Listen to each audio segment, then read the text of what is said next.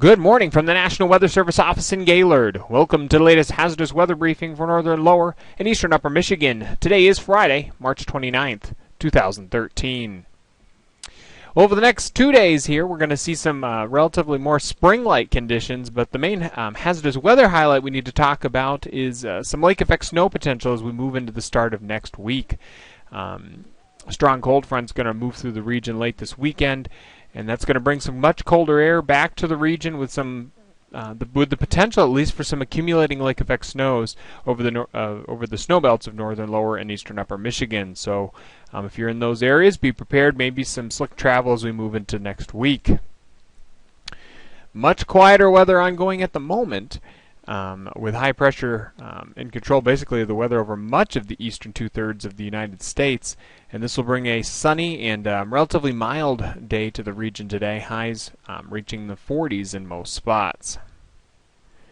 Here's the weather map. Come Saturday morning, we see low pressure taking shape over Minnesota. That will move east-northeast into the region and bringing a cold front along with it. Ahead of that front, some shower activity will move into the region late Saturday. That will take the form of rain. Maybe some rain and snow mix over eastern upper Michigan Saturday night. Not looking like any big travel hazard with that. The bigger story will be the cold air that arrives in the wake of that front as we move into Sunday and especially Sunday night.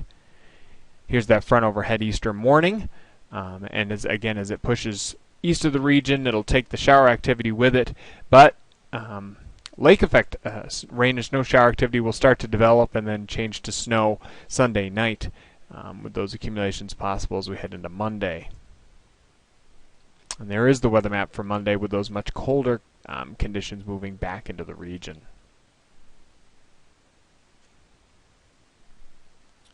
To recap for today, relatively mild conditions, sunny skies, highs generally in the mid to upper 40s except for a few cool spots near lakes.